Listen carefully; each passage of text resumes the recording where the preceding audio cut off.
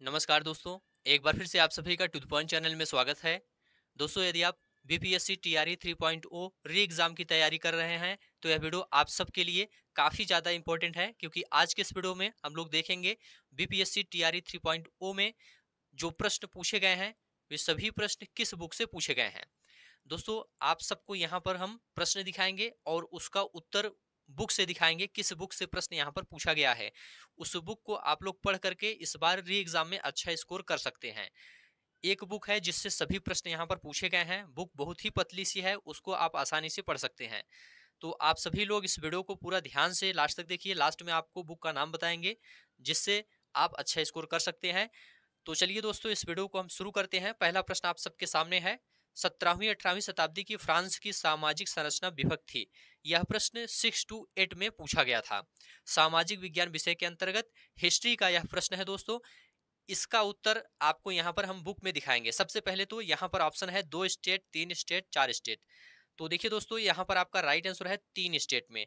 17वीं-18वीं शताब्दी की फ्रांस की सामाजिक संरचना 3 स्टेट में विभक्त थी।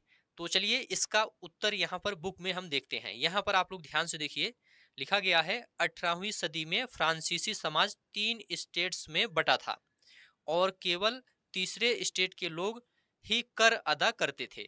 तो यहाँ पर आप देख सकते हैं, आपका उत्तर यहाँ पर मिल गया है। कितने स्टेट्स में बटा था? 3 स्टेट्स में बटा था।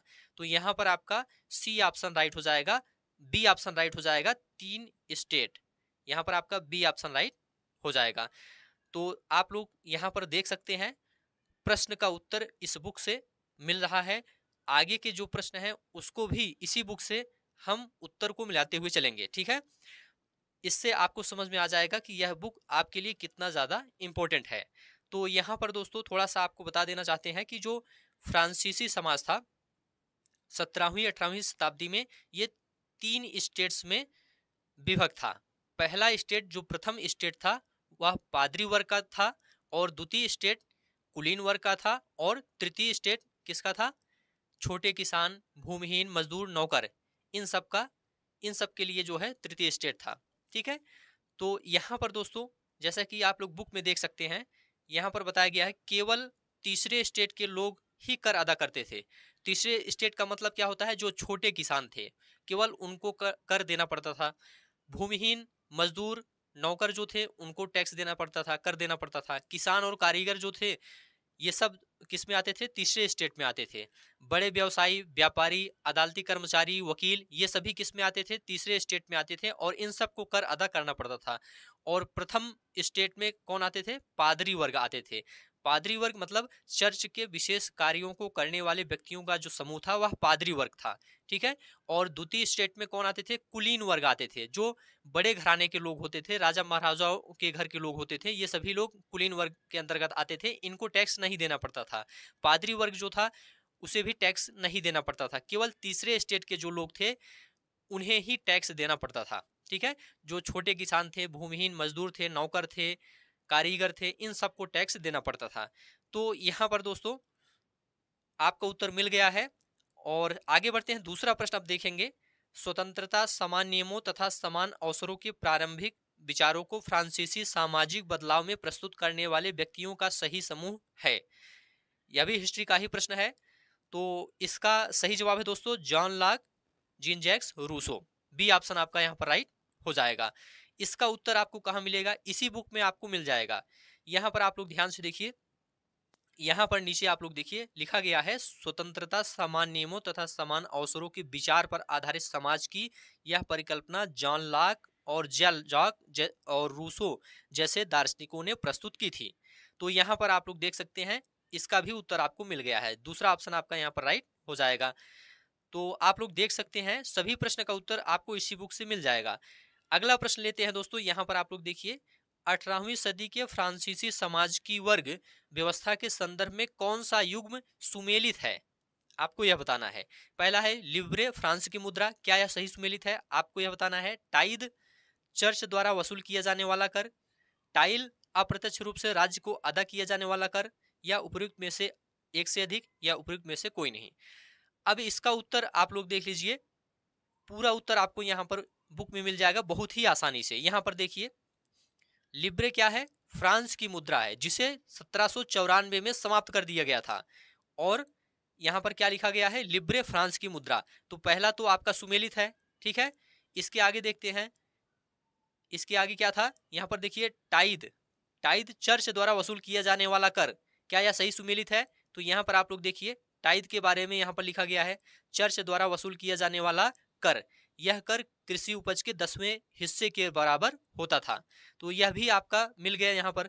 तो इसका मतलब दूसरा ऑप्शन भी आपका यहां पर सही सुमेलित है। तीसरा क्या है, टाइल, अप्रत्यक्ष रूप से राज्य को अदा किया जाने वाला कर, क्या यह सही सुमेलित है? तो यहां पर आप लोग देखिए टाइल, सीधे राज्य को अदा किया जाने वाला कर, यह भी आपका सही सुमेलित है, ठीक है। और तो यहां पर आपका उपयुक्त में से एक से अधिक आपका राइट आंसर हो जाएगा डी ऑप्शन। तो आप लोग यहां पर देख सकते हैं, यहां पर प्रश्न का उत्तर आसानी से मिल रहा है, ठीक है। चलिए आगे बढ़ते हैं दोस्तों, आपको समझ में आ रहा होगा कि यह बुक कितना आपके लिए इंपॉर्टेंट है। चलिए अगला प्रश्न अब देखेंगे। यहां पर देखिए, जो फ्रांसीसी समाज के बारे में अभी आपको बताया गया, प्रथम स्टेट जो है पादरी वर्ग प्रथम स्टेट होता था, द्वितीय स्टेट में कुलीन वर्ग आते थे, तृतीय स्टेट में बड़े व्यवसायी, व्यापारी, अदालती कर्मचारी, वकील, किसान, कारीगर, ये सभी आते थे, ठीक है। चलिए अगला प्रश्न अब देखेंगे दोस्तों। प्रथम विश्व युद्ध के पश्चात हस्ताक्षरित वर्साय की संधि ने जर्मनी को तबाह कर दिया। यदि आप लोग चाहते हैं कि इस बुक से आपकी तैयारी करवाई जाए हिस्ट्री और ज्योग्राफी की, तो आप लोग कमेंट करके जरूर बताइएगा, ठीक है। और इस बुक से आपका जो इंपॉर्टेंट पॉइंट्स है आपको इस चैनल के माध्यम से करवा दिया जाएगा, यदि आप लोग कमेंट करते हैं तो, ठीक है। तो यहाँ पर आप लोग देखिए, प्रथम विश्व युद्ध के पश्चात हस्ताक्षरित वर्साय की संधि ने जर्मनी को तबाह कर दिया क्योंकि इसे असैन्यीकरण कर दिया गया, जर्मनी ने उपनिवेश खो दिए, क्षतिपूर्ति की राशि अत्यधिक थी, उपयुक्त में से एक से अधिक। तो इसमें दोस्तों डी ऑप्शन ही आपका राइट था, उपयुक्त में से एक से अधिक। इसे असैन्यीकरण कर दिया गया था, बिल्कुल सही है। जर्मनी ने उपनिवेश खो दिए थे, यह भी सही है। क्षतिपूर्ति की राशि अत्यधिक थी, यह भी आपका सही है। तो यह कहां पर मिलेगा, तो इसी बुक में आपको मिल जाएगा। मित्र राष्ट्रों के साथ वर्साय में हुई शांति संधि जर्मनी की जनता के लिए बहुत कठोर और अपमानजनक थी। इस संधि की वजह से जर्मनी को अपने सारे उपनिवेश, तकरीबन 10% आबादी, 13% भूभाग, 75% लौह भंडार, 26% कोयला भंडार, फ्रांस, पोलैंड, डेनमार्क और लिथुआनिया के हवाले करने पड़े। तो यहाँ पर देखिए उपनिवेश भी खोना पड़ा, और जर्मनी की रही सही ताकत खत्म करने के लिए मित्र राष्ट्रों ने उसकी सेना भी भंग कर दी, ठीक है। तो असैन्यीकरण भी कर दिया गया। तो यहाँ पर आप लोग देख सकते हैं, युद्ध अपराध बोध अनुच्छेद के तहत युद्ध के कारण हुई सारी तबाही के लिए जर्मनी को जिम्मेदार ठहराया गया, और इसके एवज में उस पर 6 अरब पाउंड का जुर्माना भी लगाया गया। तो यहाँ पर आप लोग देख सकते हैं, इस प्रश्न का उत्तर भी आपको मिल गया, इसे असैन्यीकरण कर दिया गया, जर्मनी ने उपनिवेश खो दिए, क्षतिपूर्ति की राशि अत्यधिक थी, ठीक है। डी ऑप्शन आपका राइट हो गया। तो इस तरह से आप लोग देख सकते हैं, सभी प्रश्न का उत्तर आपको यहाँ पर मिल जाएगा। अगला प्रश्न लेते हैं दोस्तों।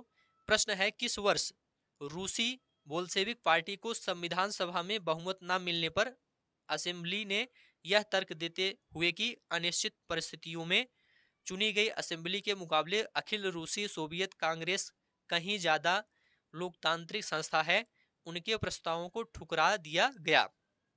तो कब ठुकराया गया था, 1918 में ठुकराया गया था। इसका उत्तर आप लोग यहाँ पर किताब में देख सकते हैं। यहाँ पर आप लोग देख सकते हैं, नवंबर 1917 में बोल्शेविकों ने संविधान सभा के लिए चुनाव कराए, लेकिन इन चुनावों में उन्हें बहुमत नहीं मिल पाया। जनवरी 1918 में असेंबली ने बोल्शेविकों के प्रस्तावों को खारिज कर दिया और लेनिन ने असेंबली बर्खास्त कर दी। कब, 1918 में। तो यहाँ पर आपका 1918 बिल्कुल राइट हो जाएगा। प्रस्ताव कब ठुकराया था, 1918 में। चलिए अगला प्रश्न देखेंगे दोस्तों। जर्मनी में नाजी यूथ लीग का गठन कब किया गया था? तो इसका जवाब है दोस्तों 1922 में। यहाँ पर सी ऑप्शन आपका राइट हो जाएगा। इसका उत्तर आप लोग यहाँ पर देख सकते हैं, पहली लाइन में आपको मिल जाएगा, पहली ही लाइन में आपको मिल जाएगा, नाजी यूथ लीग का गठन 1922 में हुआ था। 4 साल बाद उसे हिटलर यूथ का नया नाम दिया गया, और 1933 तक आते आते इस संगठन में 12.5 लाख से ज्यादा बच्चे थे। युवा आंदोलन को नासीवाद के तहत एकजुट करने के लिए बाकी सभी युवा संगठनों को पहले भंग कर दिया गया और बाद में उन पर प्रतिबंध लगा दिया गया। तो नाजी यूथ लीग का गठन 1922 में हुआ था, यहाँ पर लिखा गया है 1922 आपका राइट आंसर हो जाएगा। तो आप लोग यहाँ पर देख सकते हैं दोस्तों, सभी प्रश्न का उत्तर आपको इस किताब से मिल रहा है। और भी बहुत से प्रश्न हैं दोस्तों, सभी का उत्तर आपको इस बुक से मिल जाएगा। अब यह बुक दोस्तों कौन सी है? यह बुक है दोस्तों एनसीईआरटी। एनसीईआरटी बुक है, यहाँ पर आपको सभी प्रश्न का उत्तर मिल जाएगा। और आप चाहते हैं कि एनसीईआरटी से संबंधित जो महत्वपूर्ण पार्ट्स हैं, जो महत्वपूर्ण तथ्य हैं, जो महत्वपूर्ण पॉइंट्स हैं एग्जाम के लिए, उनको इस चैनल के माध्यम से कराया जाए। जिस तरह से प्रश्न यहाँ पर पूछे गए हैं, उस टाइप के तथ्य, उस टाइप के प्रश्न को एनसीईआरटी के माध्यम से, इस चैनल के माध्यम से कराया जाए, तो आप लोग कमेंट करके जरूर बताइए। ठीक है, तो ठीक है दोस्तों, इस वीडियो को अभी यहीं पर समाप्त करते हैं। वीडियो देखने के लिए आप सभी का बहुत बहुत धन्यवाद।